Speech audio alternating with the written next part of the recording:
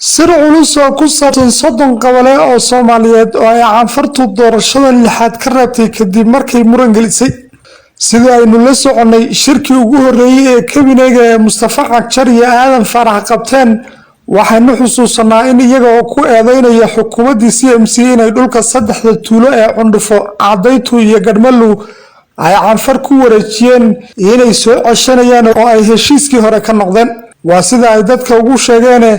laakiin runtu waxay ahayd in shirkaas ay ku go'aamiyeen oo ay canfar ku wareejiyeen soddon qabale oo cusub oo ay doorashadii hore ee shanaad ka dhacday kuwaas oo aysan Soomaali mooye cid kale deganayn kuna yaala bartamaha deegaanka Soomaalida shacabka Shiniile ayaa waxa aad uga yaabiyay oo fajac iyo amaka ku noqotay sida muranka loo galiyay soddonka magaalo ee ay sida nabadda ah ku degan yihiin kuna yaala xudunta deegaanka Soomaalida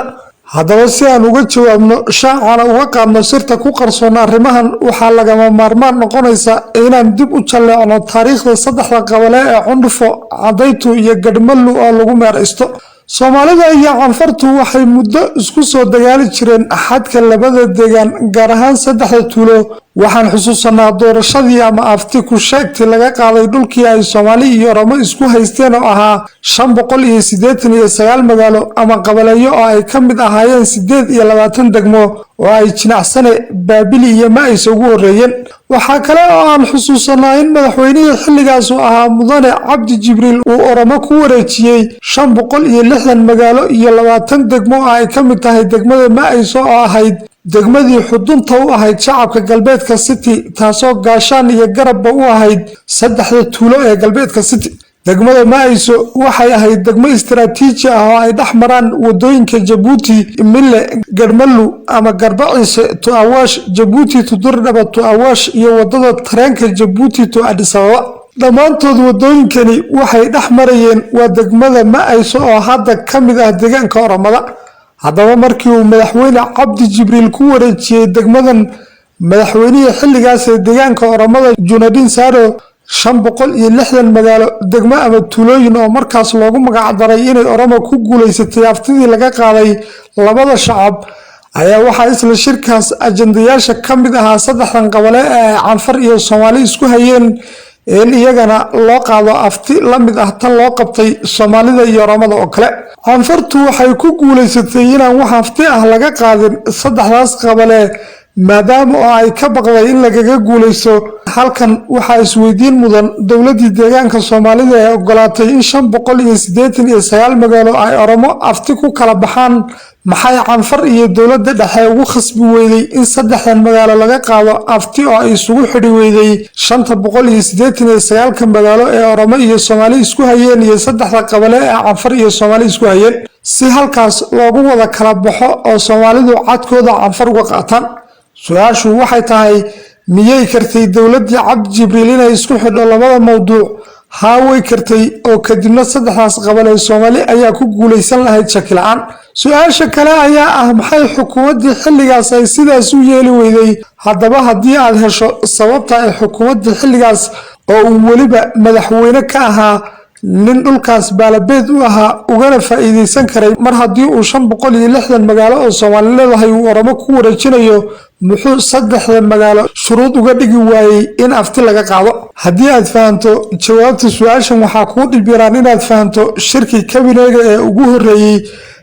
Cagjar iyo Aadan Farax qabteen inuu ahaa shir kabiney oo soddon qabale canfar lagu wareejinayay ee uusan ahayn mid saddex qabale lagu soo celinay laakiin waxa shacabka City looga fadhiyaa aqliga ay ku fahmi lahaayeen ee ay Soomaalida kalena ku fahansiin lahaayeen arrintaas waan huba inay fahmayaan haddii ay si fiican u eegaan una qiimeeyaan arrinkan markaan arrimahaas intaas kaga soo leexdo isla toddobaadkaas uu Cabdi Jibriil dhulka intaas laag Oromo ku wareejiyay waxa magaalada Awaash iyo Addis Ababa lagu qabtay shirar canfar iyo Soomaali loo qabtay oo lagu kala saarayo muranka saddexda magaalo ka jiray canfari waxay la timid dood raqiis ah oo waxay ku dooday xilligaas inay Soomaalidu ku soo duushay dhulkeedii waxayna sheegtay inay cadayn u haystaan magacyada saddexda magaalo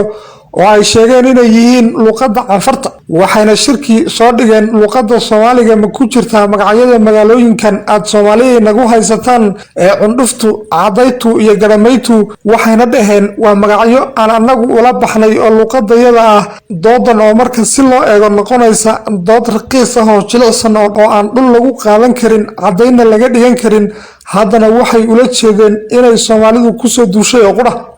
waxaan ogsoonahay oo ay gaar ahaan shacabka City og yihiin in shirkii ay hogaaminayeen mudane Cabdi Jibriil oo ahaa madaxweynaha xilligaas iyo wasiirkii federaalka ahaa ee xilligaas ambassador Maxamed Dirir in lagu go'aamiyay shirkaas qodobadan hoos ku qoran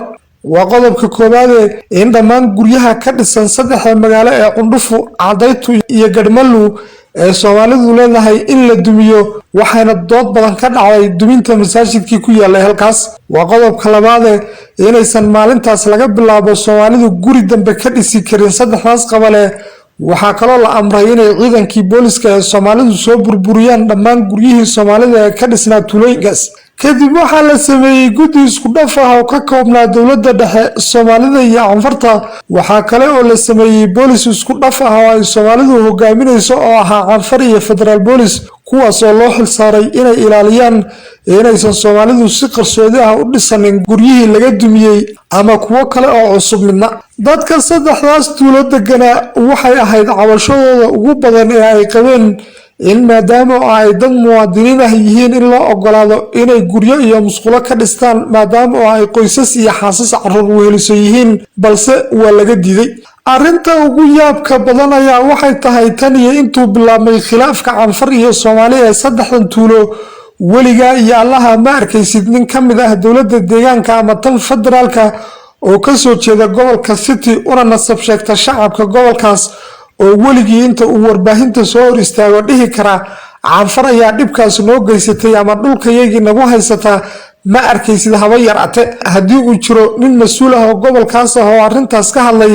waad sheegi kartaan ani ahaantayda waxaa jirtay inaan maqlay hal nin oo gobolkaas ah oo ahaa madaxweyne ku-xigeen lana oran jiray haddii aanan khaldanayn Xasan Biyoole inuu shaqada uga tagay oo uu iska casilay arrimo saddexdaas tuulo la xidhiidhay ninkaas oo sida la sheegay muujiyay raganimo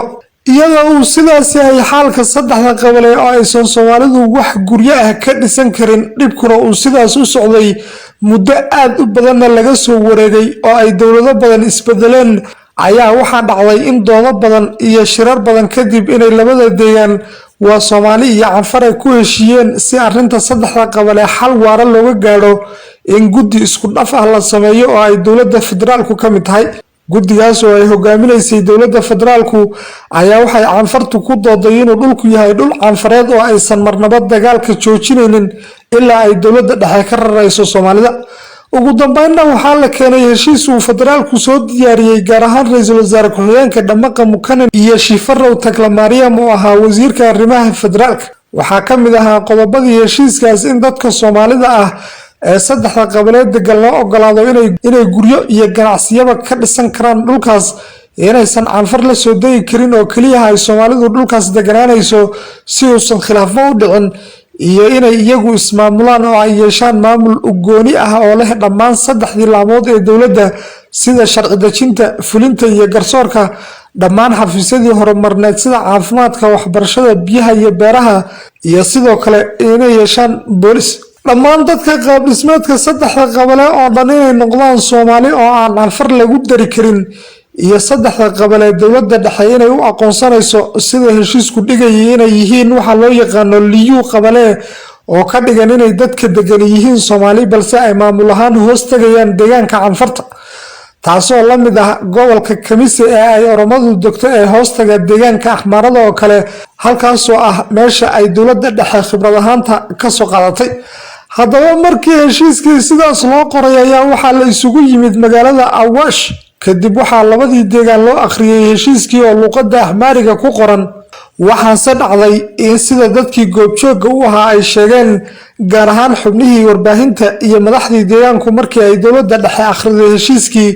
inay canfari ka baxday shirkii iyadoo heshiiska ku tilmaantay heshiis sharci darro ah oo dhinac ka raran waxayna sheegtay inaysan saxiixaynin ilaa laga saaro inay dowladda dhexe u aqoonsanayso saddexdan qabale ee ay Soomaalidu degto inay si liyu ah ama gaar ah uga mid ahaani deegaanka canfarta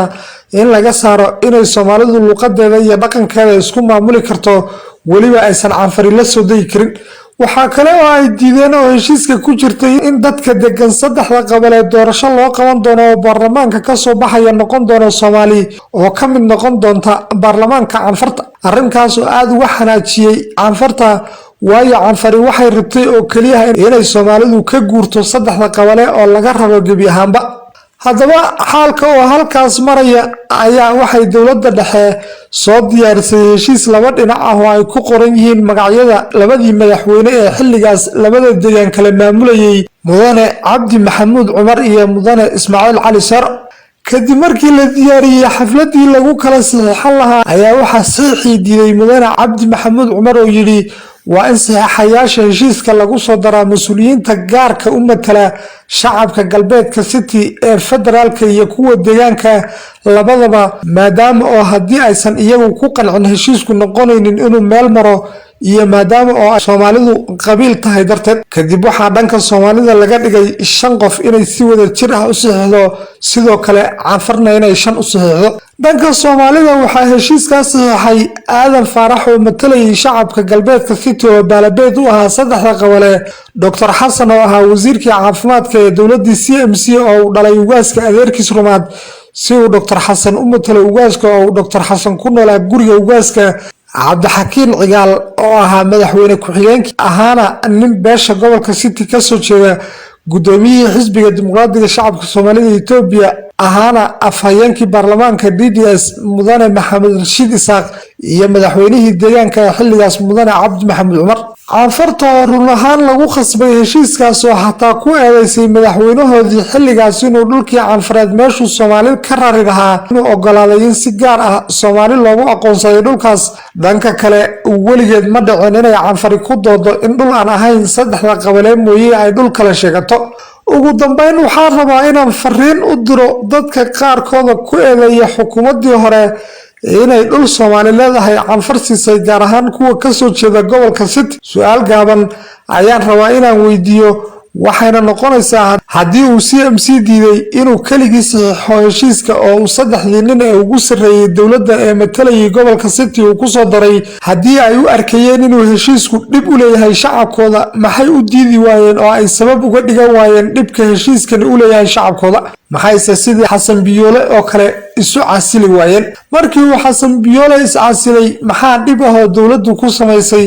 haddii ay cabsi jirtay waa waxba marka malaha Aadan Faarax waa la qasbay oo bastoolad ayaa lagu hayay mise heshiiska ayuu ku qanacsanaa carwakaas Aadan Faarax cid ayaa igu khasabtay hadhaho ma dhihi karo waayo heshiiska waxa dhanka dawladda dhexe uga saxeexay goobjoog ka ahaa waa dhamaqa mukanan ra'iisul wasaare ku-xigeenka Itoobiya waxa kale oo aan fariin u dirayaa Mustafa Cagjar waxaana weydiinayaa aaway awoodii aad ku sheegtay inaad saddexda qabiil aad soo celinayso ee aad dagaalka ku galisay dadkii nabadda ku deganaa aaway axmaaradii aad dabada u dhaqaysay aad malaayiinta birsiisay dib u dejinta uga samaysay jigjiga kiniisadaha u dhistay sawtan canfarta lacagta ugu deeqday adigana juntaaga bari kugu tilmaantay haddii aad xukuumadii CMC ku eedeysay inay saddex qabiil bixisay adigu maxaad u bixisay 30 qabiil ee aad ugu timid xildhibaano ka soo baxay doorashadii shanaad maxaa dawladda dhexe uga ogolaatay in 30 qabiil oo aysan canfari dayil meel ka soo galin in doorashada looga reebo oo kaliya inay dhul canfareed yihiin waa haddii aad adigu CMC ka wadanisan tahay maxaad isu casili weeday markay guddiga doorashooyinku shaaciyeen inaysan 30 qabiil oo hor leh oo city kamid ah doorasho ka dhacaynin iyagoo canfarta dhul aysan degin uga raadinaya soo adigii lahaa taa ka dhul Soomaaliyeed ah kursi ku doorsan maayo maxaad ugu dambeyn ugu sharciyeysay waxaan ku weydiinayaa oo qalbiyada shacabka ka dhex guuxaya waxaad sheegtay inaad adigu ku guuleysatay inaad fadhiisato miiska lagu arrimiyo Itoobiya oo aan sidii dawladii CMC la idin yeedhinin talada marka aaway awoodii iyo miiskii aad sheegaysay hawa run oo miiska looga taliyo Itoobiya waad gasheen sidaas awgeed adiga ayaa go'aamiyay in 30 qabiil aysan canfariba degin inaad ka reebto doorashada oo aad gacantaada ku baabi'iso xildhibaanadii heer deegaan iyo kuwii heer tuulo ee aad ugu timid runtii inaad wax burburiso mooyee wax ma dhisi taqaanid sagaashankii degmo ee aad burburisay ayaad 30kan qabaleenna ku dartay meeshii aad xildhibaanadii 25ka degmo marisay ayaadna kuwii 30ka qabaleena marisay